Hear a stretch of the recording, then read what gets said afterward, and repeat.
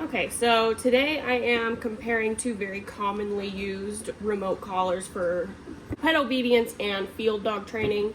You might recognize this one. It's very widely available at places such as Tractor Supply.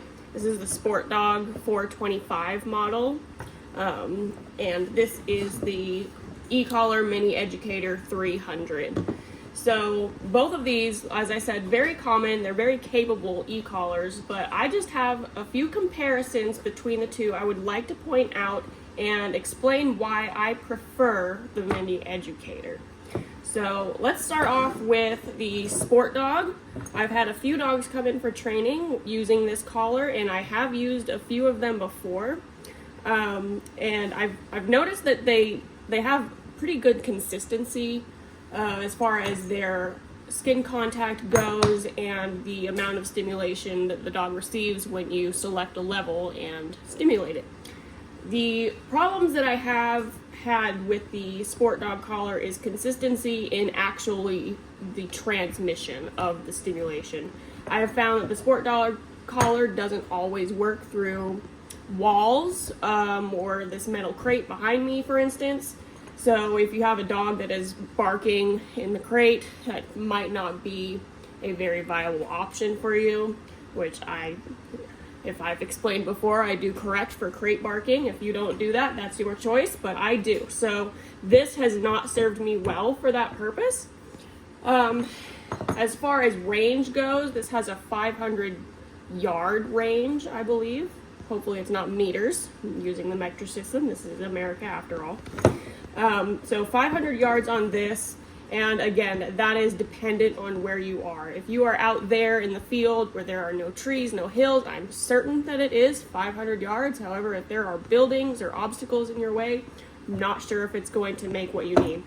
So to start off with the Sportdog collar, it has a feature that I'm not particularly fond of, which is the on-off button on the collar itself. If you have been in the industry long enough, you know that some dogs are extremely talented and can turn on and off the e-collar by scratching it. I'm not seeing that happen with this collar, but I'm certain it's possible. I don't put that past anybody. So this is a very functionally simple e-collar, which simple is not a problem for me. I actually prefer it. It only has 3 buttons, and as you can see, 7 levels of stimulation plus vibrate and tone.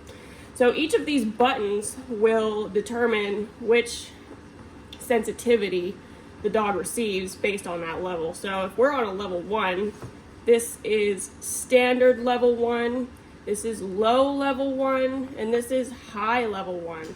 So if I put that on my hand, I can really not feel much of a difference between the 3 of them. It all kind of feels like level 1 to me. And I will know that level 1, out of 21 levels technically on this collar, level 1 at standard is equivalent to about a level 8 on this. So level 1 low is probably equivalent to about a level 5. If you have a particularly sensitive dog, level 1 at its lowest setting could be too high for your dog. So not a whole lot of adjustability on this as compared to the Mini Educator. It is 21 levels, so 3 sensitivities for each of the 7 levels. I will speak from experience that level 7 at its high is incredibly uncomfortable. I will not do that to myself here. I've only had one dog get to that, well, I've had 2 dogs get to that level. It was a German Shorthair Pointer who wanted to eat my chickens, and it was a Cane Corso who weighed 180 pounds. So level 7 at its highest level is enough to deter those dogs. It's probably way higher than you need, so I will give it that. So moving on now to the Mini Educator. So the difference between the Mini Educator and the Sportdog in this respect is that you do have to turn on this remote. You do not have to turn on and off this remote. It times out, I'm assuming, by itself. And you use this remote to turn on the e-collar. So this, of course, has a button. The Mini Educator also has 100 levels of stimulation, and I can promise you probably won't go above level 60 for normal situations, such as even chasing a deer. I don't think you would need to go higher than that. This is a very capable collar. This has a half-mile range. So again, that is dependent on hills and trees and your surroundings, but I have found that this collar works even if I am about 200 yards away and the dog is in the house and I can hear nuisance barking. I have used it for that before. It does serve me well for that purpose. So with 100 modes of stimulation, there is obviously a very wide range of sensitivity. So I will show you here level 1 or level 2. So level 1, I don't feel that at all. I usually don't start feeling it until about 4 or 5. I felt it a little bit there. I can barely feel it there.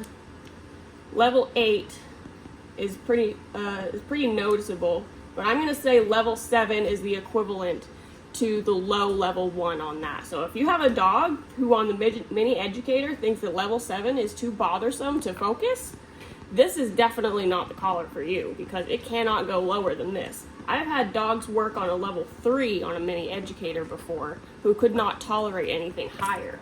So that is huge food for thought.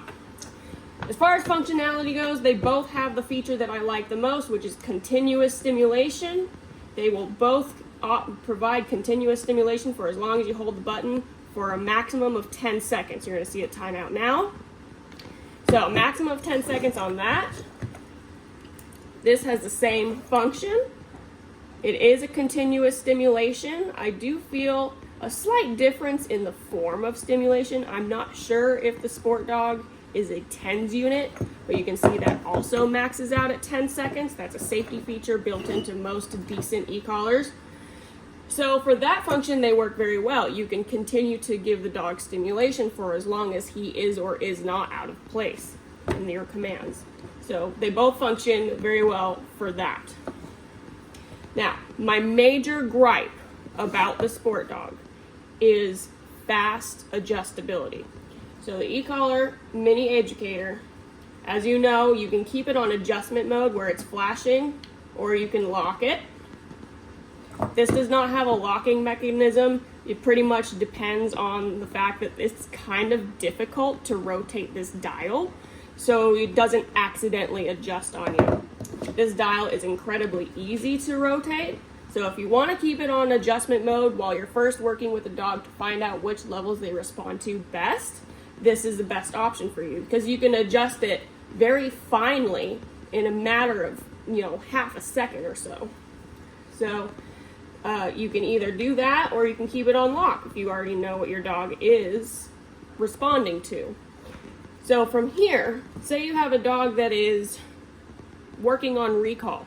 You give the dog a command and they do not initially respond. So of course you apply low level pressure with the e-collar. And let's say the dog does not respond to this. Instead, he decides to run faster from you.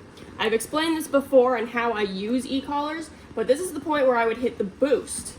So that would give the dog a more negative stimulation because they responded to the low level the wrong way. So that's how I would use the boost on this. And as you can see, it's very simple. You can either give low stimulation or a boost. It's just a matter of which button you press, and you can go between either one in milliseconds. This does not have that feature. If you are telling a dog to come when called and he does not turn around immediately, you can apply low level pressure. Let's say that dog now takes off. He just books it into outer space. You have to then pick up your remote, look at the dial, turn it up to something that you think would work, and then hit the button. So it takes, let's go back. It takes this long to correct your dog. That's way too long for me. I'm a millennial. I like things to happen instantly. I'm sorry.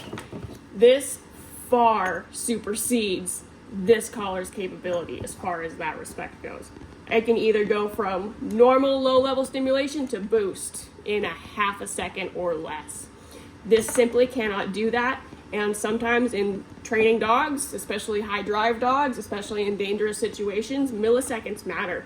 And of course, your timing and training in all aspects is critical. If you don't have good timing in both your rewards and your corrections, you're gonna have a dog that's really confused. So this is where the e-collar mini educator really shines. This is the Sportdog's major downfall, in my opinion.